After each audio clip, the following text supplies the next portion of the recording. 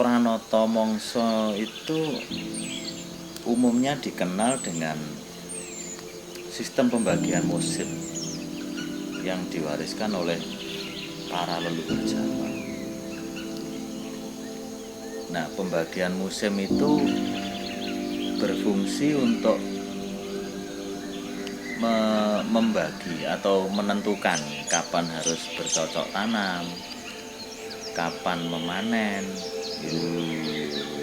Nah, di pedesaan Jawa, Pranoto Mangsa ini seringkali mengacu pada tanda-tanda alam.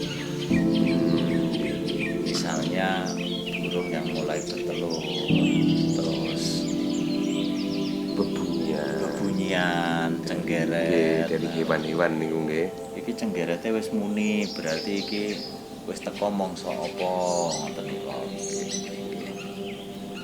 Tapi kalau di pesisir itu beda nih untuk menandai perubahan. Iya. Contohnya di Surabaya. Surabaya itu kan pesisir.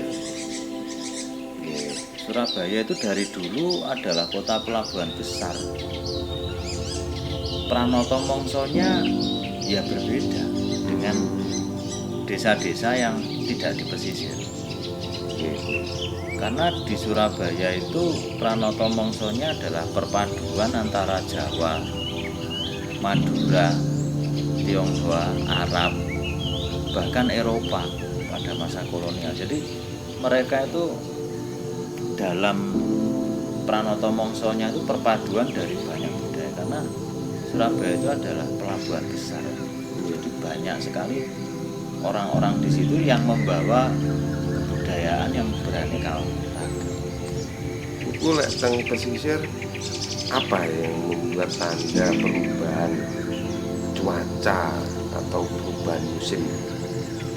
Kalau di pesisir itu kehidupan mereka dipengaruhi oleh laut, sungai, perdagangan. Karena penanggalan musim di sini menyesuaikan dengan dinamika pesisir. Sejak abad ke-14, Surabaya ini sudah menjadi pelabuhan penting bawah pengaruh Mojopahit. Kemudian berkembang pesat di era Mataram, VOC dan Hindia Belanda, karena letaknya di Muara Kalimas. Jadi Surabaya ini menjadi jalur barang-barang dari pedalaman Jawa menuju ke arah perdagangan dunia. Luar biasa. Di lingkungan seperti ini masyarakat tidak bergantung pada pertanian, tapi dari sektor laut, sungai, dan perdagangan. Kalau ada sebelah baratnya itu tambak. Jadi dalam kehidupannya mereka menyesuaikan dengan angin muson, pasang surut, dan musim ikan. Untuk menandainya nih. Nanti kapan-kapan kita main ke Surabaya terus kita bertanya, karena mereka itu juga ada yang berpendapat bahwa menandainya dari musim ikan. Kok sudah banyak ikan ini, berarti ikan jenis ini musim apa? Karena ikan itu juga melakukan perjalanan mutasi, kadang moro-moro wakeh iwak apa. Iki iwak entek, iki gentine saiki iwak ini kan. Dan memang di Jawa bagian selatan juga ada nelayan ikan, tapi mungkin karakternya berbeda.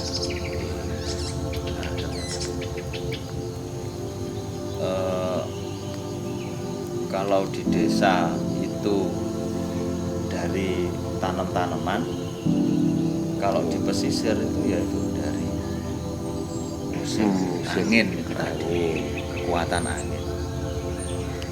Ada namanya musim baratan. Oke. Angin dari barat barat membawa hujan. hujan deras, laut gelombangnya besar. Ini salah satu sumber menyatakan biasanya bulan Desember dari Februari.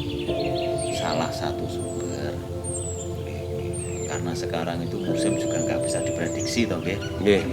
Jadi yo Lagi angin lah. ya nggak bisa begitu. Ada juga musim timuran. Kalau angin dari timur itu membuat air laut jadi lebih tenang, lebih jernih. Dadi kaanune niku landeng ngoten nggih gelombang. Nggih. Warna air laut yang keruh itu menandakan musim hujan.